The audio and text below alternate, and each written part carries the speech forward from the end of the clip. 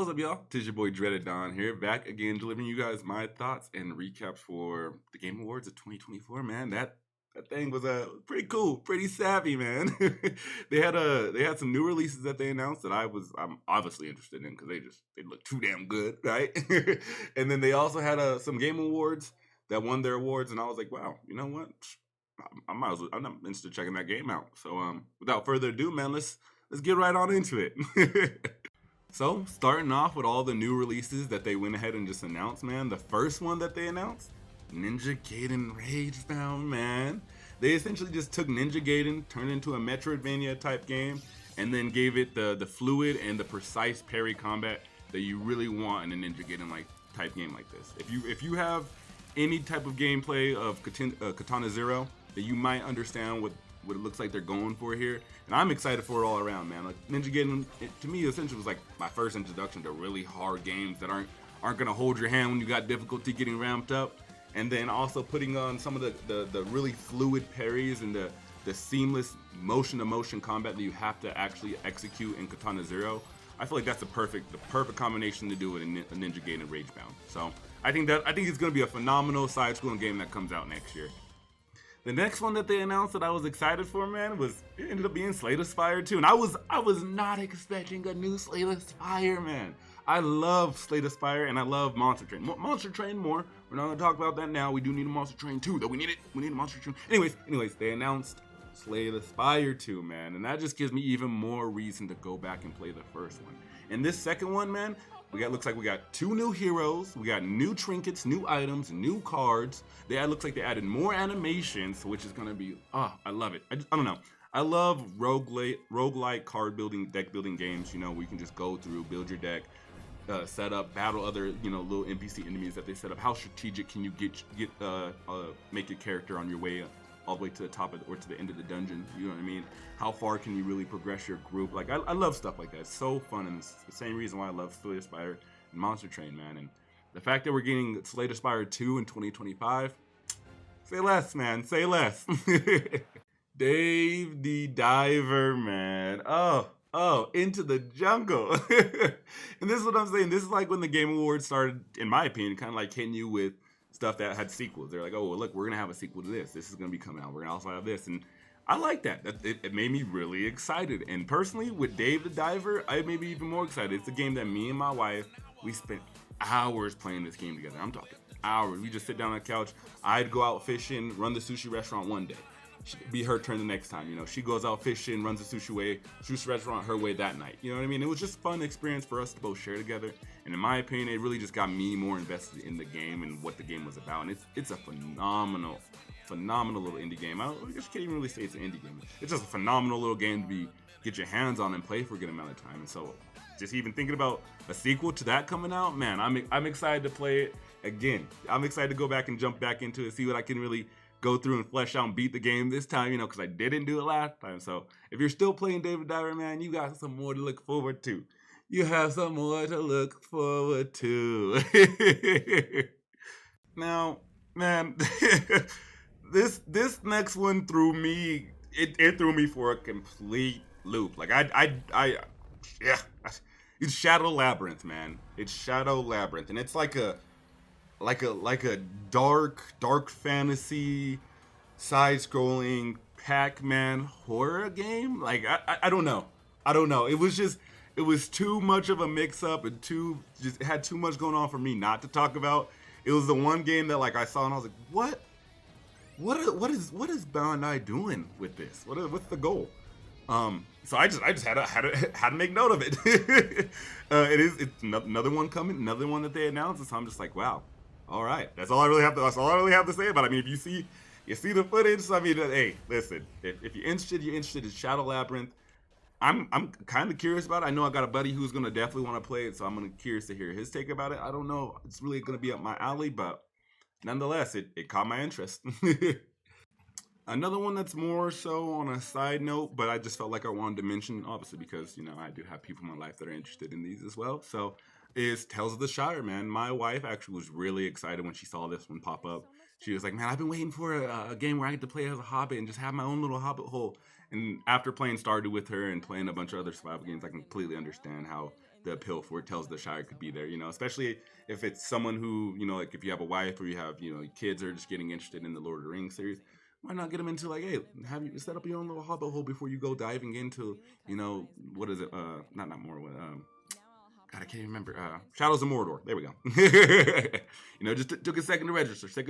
Not everyone wants to play Shadows of Mordor. You know what I mean? Some people want to have a nice, cozy time, having their own little hobbit hole, setting up their own little house. And that's exactly what they kind of showcased in the awards for Tales of the Shire. They just had a girl come on. She showed a little home customization, showed how you can kind of go through and place different pieces around your home, cook a different little meal for people coming over into your little hobbit hole, and then place the meal and eat with them. So I'm curious, you know, just me being a more in-depth gamer, I'm curious for all the elements that they're going to include in this type of Tales of the Shire survival game. Well, not necessarily survival, like base builder, you could say. I'm interested in that, but nonetheless, my girl is very interested in it, and so I had to put it out there for anybody else who has, you know, children or a partner who's very interested in, you know, having cozy little Lord of the Rings games. Now, pulling it back to titles that were like, you know, really piqued my interest because I want to play it. Midnight Murder Club, boy. Whew, this one. Now, it's not like anything super crazy, just the concept. It's the concept that really, really has me interested. It's like PvP in the dark with a single flashlight. You can set up traps. I think certain enemies can disguise themselves as things inside the mansion or wherever you're at. It just looks like a fun PvP game to play with maybe a group of friends, kind of like Among Us. Maybe even like if they have really good mechanics, it might be just a fun game to play overall, kind of like Dead by Daylight or, you know, like The Hunt, stuff like that. Not as scary, but still like fun and active to play with like a group of friends, or just, you know, maybe spend some time in if you're looking for a game to spend like 15-20 minutes in. I don't know, it just looked really interesting, and the concept of it again got me interested, and I was like, man, this is something I'm definitely gonna have to pick up. It does have its early, I think it's beta, it's playtest beta going on right now, so I'm about to download that. Now that, like, speaking about it, I'm like, yeah, it does have a beta going on. It does. Gonna download that, and it is going into early access in 2025. So I'm glad that they announced that. I'm definitely looking forward to getting my hands on playing that. So yeah. I'm gonna have to download that right now. Now, a smaller little title that piqued my interest just because of the graphical style and how many people they had running around was Korra. It looks a lot like Terra. I haven't actually spent any time really playing Terra. I always hear how great of a game it is. A lot of people, when I was, you know, watching the Game Awards, were saying it was essentially like Terra.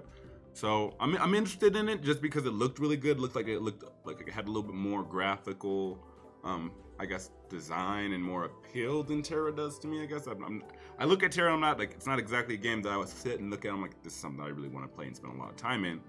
But it does have a lot of depth, and a lot of people enjoy playing that game. So I'm like, might have to give Korra a go, right? Okay, so if you know me, you know I don't normally get hyped for sports games, but Rematch, oh, it's made by the same people who made Sifu, who made Absolver. That means you got like actually good, fluid, like choice-made movement. You know what I mean? Like, and they're putting this in a sports game.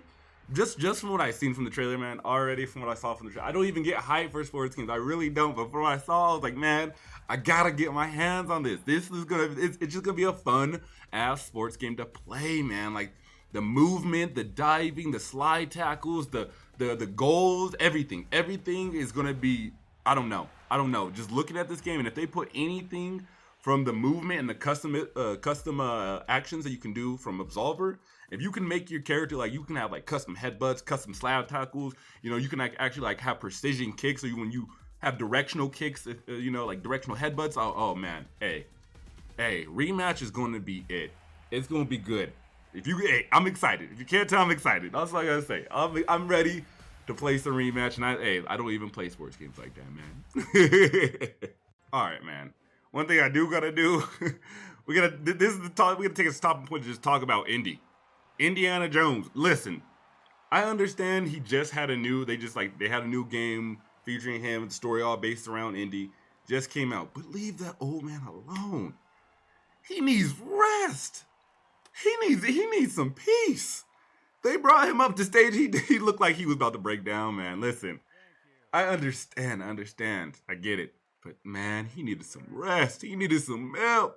That's all I gotta say. I feel like I had to say my 2 cents on that, because I'm like, man, when I saw it and I saw him walk up stage, I was like, whoa, yo, Indy, good sir, you should be at home watching the Game Awards, not attending it or attempting to showcase your game by any means. Props to you for doing it, but you deserve rest, bro. You have a series of movies, and come on now, come on, hey.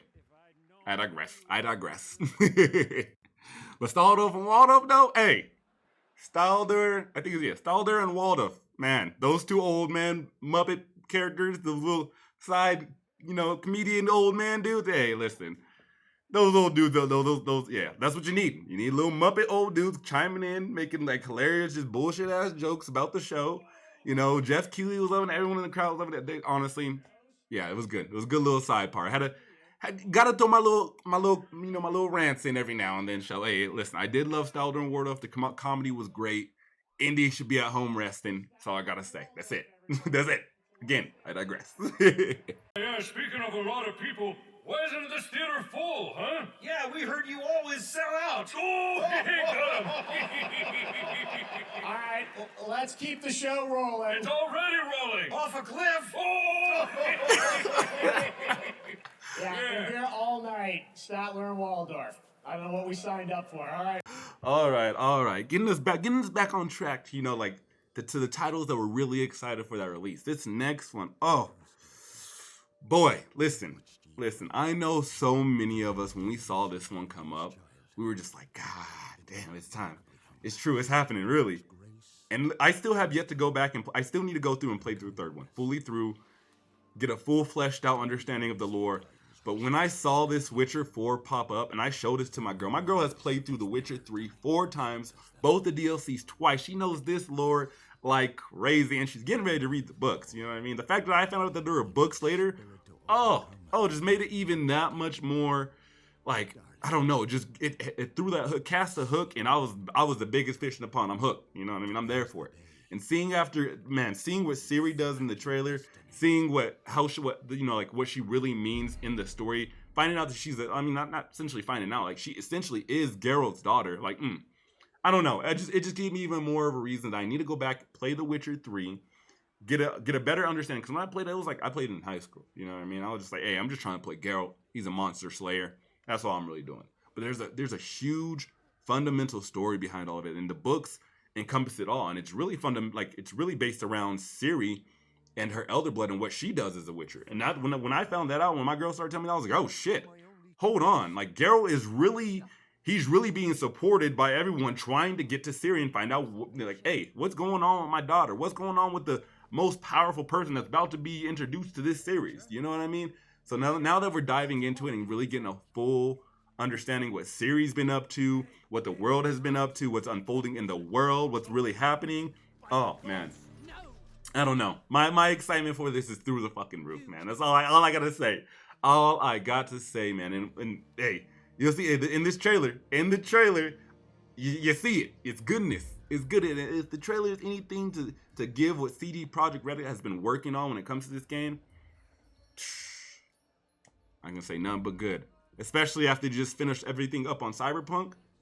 And they put their whole foot in that. You know damn well they're going to put their whole foot into this Witcher 4, man. Be prepared. Be prepared. That's all I got to say, man. Hey, listen. I'm just going to leave it out. We're going to finish off the trailer and we'll leave it there. We'll leave it there. Back to the village. Go, now. Nay! I must save them.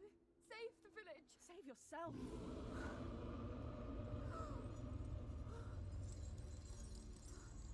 Run. To shelter. To your father. Run!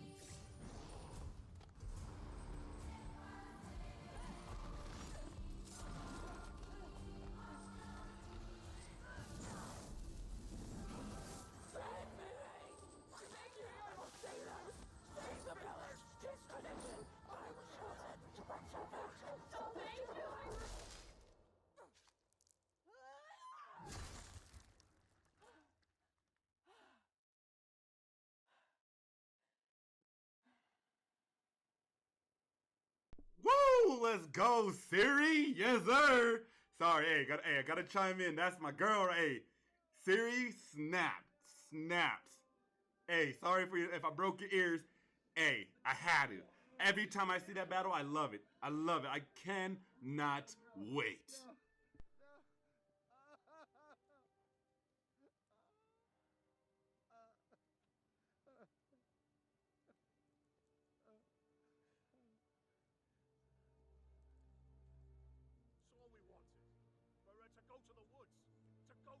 Gods? There are no gods here. There are only monsters. That's a baddie. That's a baddie. Ooh. Man, and let me tell you something about this next one. Listen, they just hit, like I'm talking like during the show, they just hit us with Witcher 4, right? We just got Witcher 4. Next thing you know, we're getting the next big thing. If you watch the show, you already know. But we got another Elden Ring, bro. If you were just coming off of Shadow of the Tree, yeah, you got another one. You got more. You're not done, Maidenless. You're not done, okay? And that's how I felt. I was like, bro. I was like, oh. I was telling my homie, I was like, man, I'm still working through Shadow of the Tree. Like, I know plenty of people like, man, I done finished it. It's like, yeah, I know, but I started my Souls journey late, okay? I started in Dark Souls 3. And I started when I was young. I didn't have the patience. I didn't have the understanding to grind, to learn the mechanics. I do now, and I've spent time and countless hours already on Elden Ring. But you know, there's some things came out and it took up my attention, so I never got the chance to finish it. You know, and then Shadow of the Tree came out. My buddy's playing. He's like, "You gonna play Shadow of the Tree?" I'm like, "Bro, I'm still working. I'm still moving, man." And then they hit us with Night Rain. Oh. I'm excited. They're bringing so much, dude. It's like what it looked like. They're incorporating everything that they had in Elden Ring, Shadow of the Tree, putting it all into a game, and then taking the player feedback and stuffing that inside the game. They're like, hey, seamless co-op with more than one person? We got you. It's there. You want a better mount than Torrent? You trying to soar the skies? Be like a hawk with your wings? Got you. You want more weapon arts? We got you. No problem. It's easy. It's done. We was already working on it. You didn't even have to ask for that one. Like more enemies, better designs. We got. We're already working on that one, but we also got something else for you. We also have extra things in the package for you. Don't you worry. We got a guy who likes to fly on a dragon and wield a lightning blade. Oh yes. You know him as the Nameless. Yeah, yeah, bro. Like, what is from Sauce even? I don't even know. My hype is through the roof, dude. Like when they announced Witcher, then they announced this. I damn near fell out my seat. I damn near lost my mind. Like, bruh, and we weren't even done with the show. Listen, I'm ready for Night Rain. I'm ready. I gotta get my ass into some Elden Ring. I gotta get on it. Man. And if you ain't on it right now, you're maidenless. You're maidenless, boy. And then the next one, man. Like, they had the Civ Orchestra was, beautiful music. Absolutely.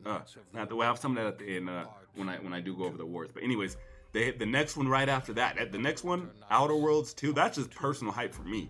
That's all my hype, man. Like, I loved Outerworlds 2. I love Star Wars Old Republic. Loved Old Republic 2. And Neverwinter Nights in New Vegas. Never played Neverwinter Nights, but I did play New Vegas. I just like everything Obsidian does. You know what I mean? Obsidian, in my personal opinion, they just can't do no wrong. They're one of my favorite gaming studios personally. And when I saw that they were getting ready to drop an Outerworlds 2 and they just weren't taking themselves so serious, you know what I mean? They were like, hey, listen, this game took 3 times as long to make. And it has 2 times as much content.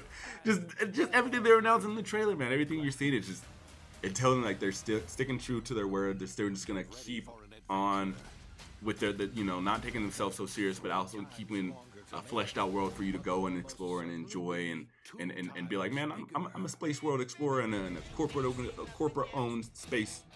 You could say like I don't know, like perimeter. You know what I mean? Because you're only stuck in this solar system. I don't think you can go to other galaxies. You obviously can't go to other galaxies in the game, so you can only go to certain solar systems. Stick within that solar system. Anyways, point being is that we don't have very many like space adventuring games outside of like Mass Effect. We have like No Man's Sky, but that just barely got fleshed out the way it did, and that's more of a survival base building one. And then we have Starfield, and we know how that one went. So I'm excited. I'm just excited to have Outerworlds 2 back on, man, and just not taking itself so serious, just a bunch of hilarity in space, and just be like, man, have fun, enjoy yourself, right? Like what much more can you ask for in a space game? You know what I mean? As someone who enjoys sci-fi, that's like, let me just enjoy myself. Let me have a good time, bro.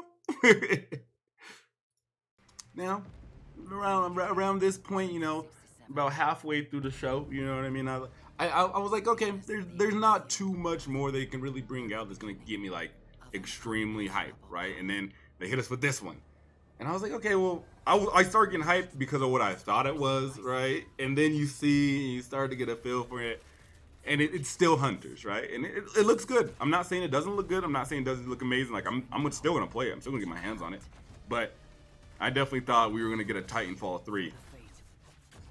I know many of us did. We were like, hey, that's tight. That's looking a lot like Titanfall 3. If we get a Titanfall 3 hopping out the box from Respawn, that'd be crazy. Listen, I wouldn't be too mad at it.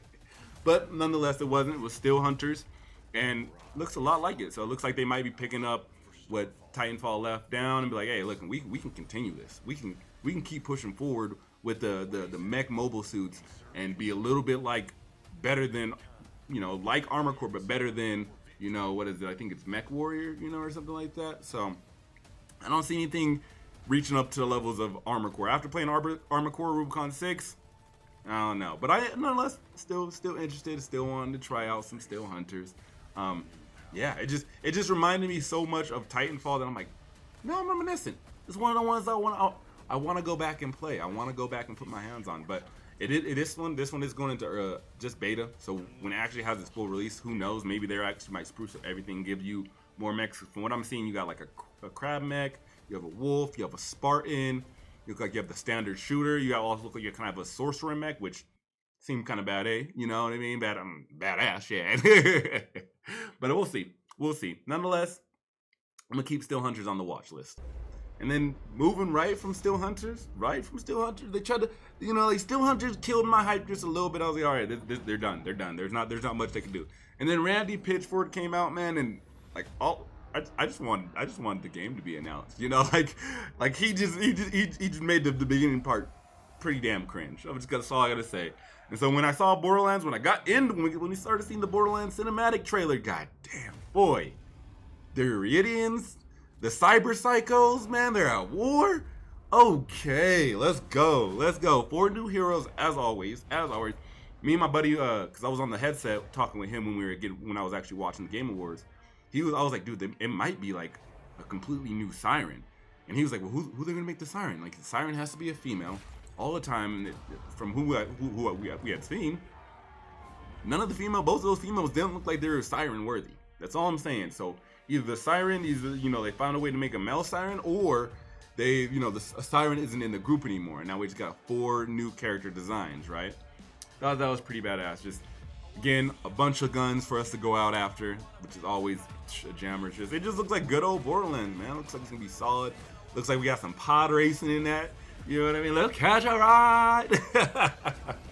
Looks like we got some of that in there, man. And I don't know. Again, just like a lot of the Game Awards, what it's done right now is it's just been revitalizing my hype to go back and play a couple of these older titles, getting ready for their sequels that are coming out. Like, I was already planning on playing the 1, 2, and 3, the prequel with my buddy as well. So we want to go through and play those before the Borderlands comes out. Maybe even play Tiny Tina's.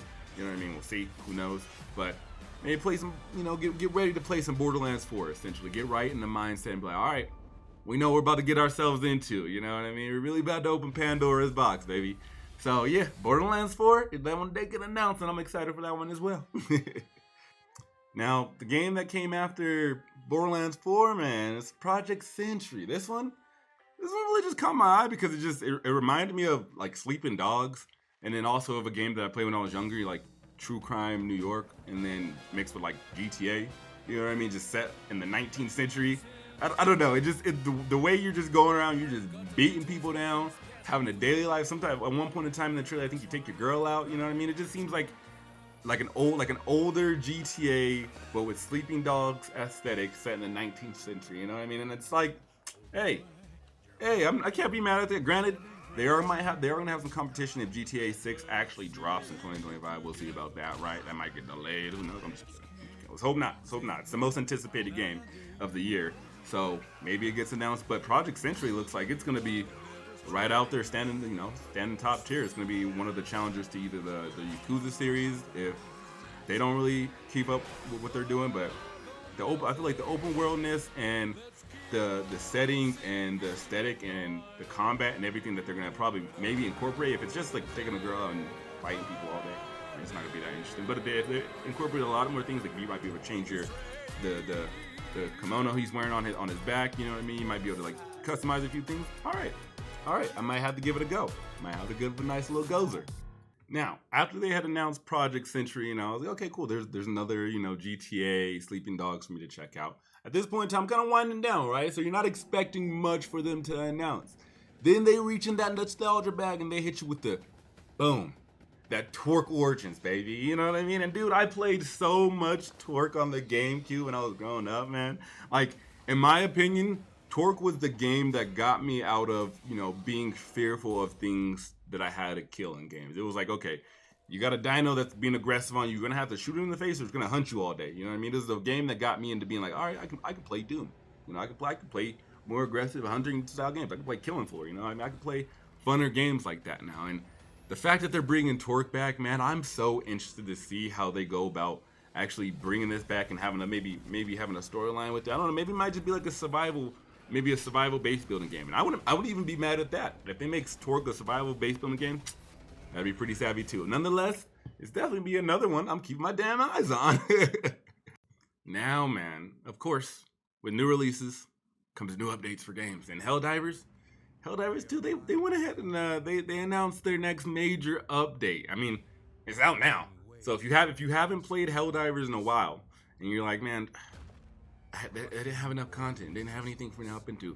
They didn't have any skins, no capes, no weapons. They only had 2 enemy types. Like, why would I play it? Go play it. Go hop back in. Last time I played, man, I had like 3 war bombs I needed to work through. They had a whole new mission type for you to play through. I believe they said they're going to increase the difficulty, man. This Omens of Tyranny, the current update that they announced, they're adding a new enemy type. That same enemy type is going to have its major enemies and minor enemies. They're going to have a new ship you have to blow up. They're also going to have a bunch of zombies. Now, if you want to play Helldivers and just go on like a zombie horde slaying, they might add a new game type. They add like a survival mode with the zombies. That would actually be super sick. I mean, it's not going to have any base builder, but you throw like turns down and see how long you can survive on a planet with the zombies trying to rush you. Oh, that'd be an awesome mode, bro. Like, I don't know. It just gives me excitement to go and hop back in. And I know there was a lot of controversy about it, and they had their ups and downs, but I think they're pulling a kind of like a No Man's Sky. You know what I mean? They're having a slight redemption from the slight fallback that they had, right? They're listening to the community. They're focused on what they're trying to bring back. They're trying to really give everybody what they want and be like, here, we got all this content to really give you guys. If you're trying to hop back in and play, come stop by. Come check out the candy shop and realize it's for democracy. So nonetheless, I think I'm gonna have to call up some of the boys like, hey, yo, listen, it's time to go diving again, my friends. It's time to go diving. Man, and another game that actually announces updates at the Game Awards was Palworld, man, which to my surprise was interesting. I was like, man, I definitely thought Nintendo was about to hit you guys hard with a solid lawsuit, but I guess not. Hey, if Nintendo hits them, then a lot of people will hit Nintendo, right? So kind of makes sense. And if they're feeling confident about that, then completely understandable why they would be like, yeah, let's drop Feybreak. And that's exactly what they're gonna do. They got a new update called Feybreak, man. Looks like it's gonna bring a new boss. Looks like it's gonna bring some new resource harvesting mechanics to your pals.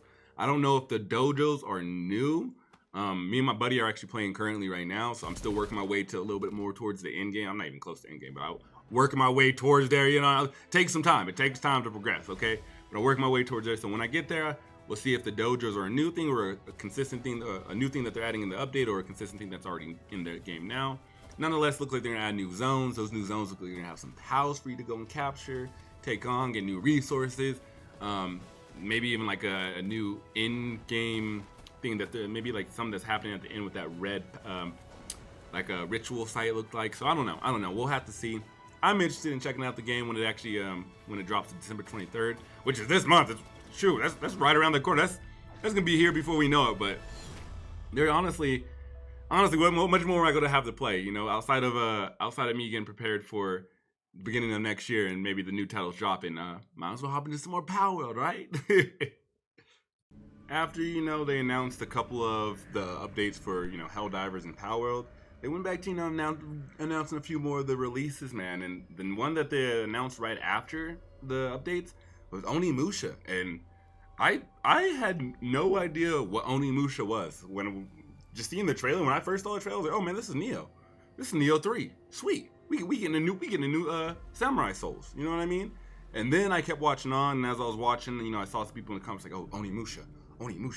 And I guess Onimusha was the Neo before the Neo, bro. It is the Neo before the Neo, and it looks good.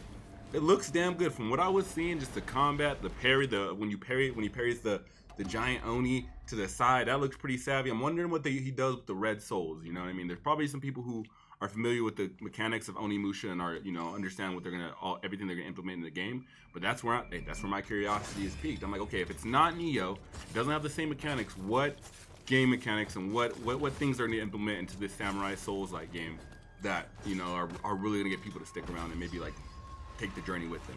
Now, hey, it did enough. It had enough to pill for me. Like, I didn't play Wulong, but I did play go back and play Neo 1, and I played Neo 2. So maybe Onimusha has something that Wulong didn't, that is gonna allow me to stick around and be like, all right, bro. This is why this is the OG. This is why this is what Neo came from. And I did one of the things that did jump out to me was a little co-op game called Stage Fright, man. It comes straight from the creators of Overcooked. And just the way that they split the screen up between you and the other person, and you guys are like on the same adventure but on different adventures, had me really interested, man. I was like, man, this looks pretty interesting. Like, this is something I could get me and my girl into, man.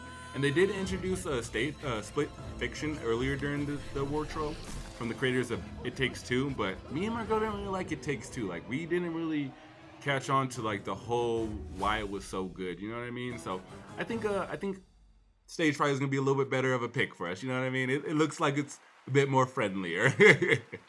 And man, talking about friendly, man, this next one, Dispatch. This one, it seemed like a friendly one to me. This is like right up my alley for like humor and what they're going for. Like, I've never really actually spent the time to sit down and play an episodic game like Tales from the Borderlands or like the Walking Dead series. Never really played any of those episodic games. I have heard that they tell really good stories when you do get that, like, sit down and play them.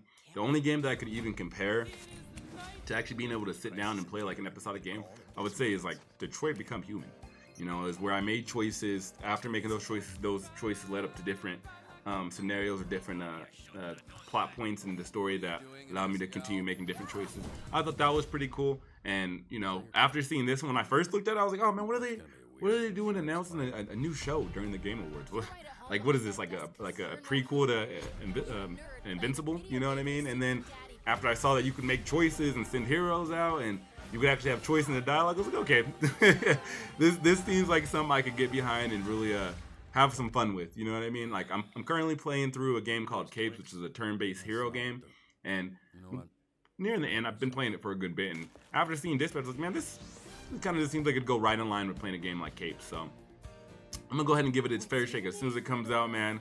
And it's another one I'm gonna put on top of my list for being very excited for. Being very, very excited for. Now this next one, man, I really don't got much to say about it, just because of the lack of information. Outside of the new trailer that we've seen, we don't got much information. I'm interested just because, like, I love sci-fi. I love a good sci-fi adventure. And when I first saw it, as much as I don't know much about, even though I don't know much about Beyond Good and Evil, man, I thought that's what it was when it was first coming out. I was like, oh man, this looks like it could be about Beyond Good and Evil. And then after fully watching the trailer, I'm like, nope, not Beyond Good and Evil. And it has some interesting things about it. I'm curious about the customization. I'm curious about the lore and everything that's going on here. And so just because it's piqued my curiosity so high, had to throw it out here on the list, man. And of course, you know, might as well leave the trailer up for you guys and want to check it out and give me your thoughts down below.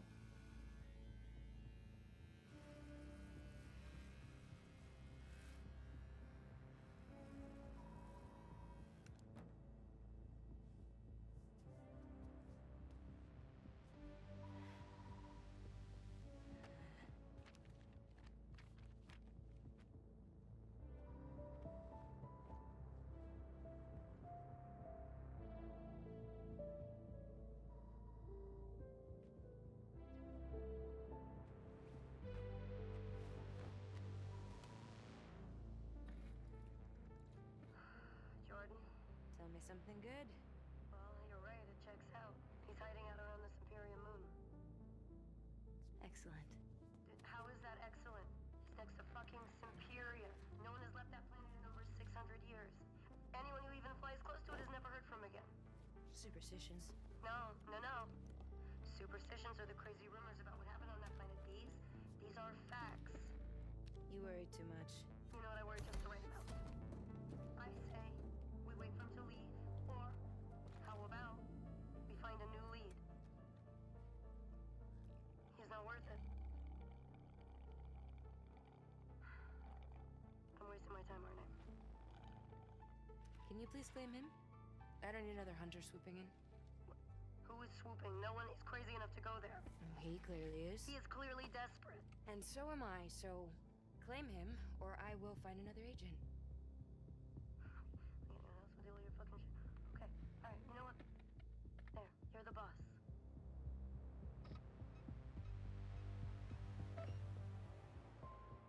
Thank you. Listen, kid.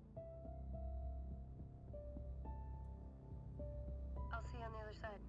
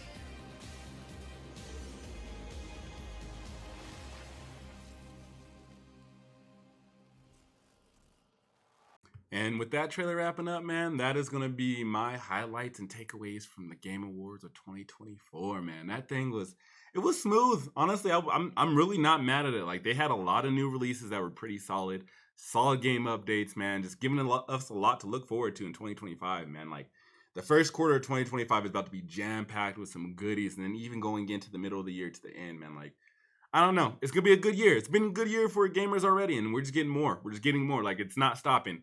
It just keeps coming, so I'm excited for it, man. Anyways, man, leave a like if you enjoyed the video. Leave a comment down below. And as always, you guys, sub so we can share some more info. You know what I mean? But I'll catch you guys on the horizon. Deuces. What? You thought I wasn't going to share some of that sweet orchestra that I had heard earlier? We ain't done. Here it is for you, man. Sorry. I got you.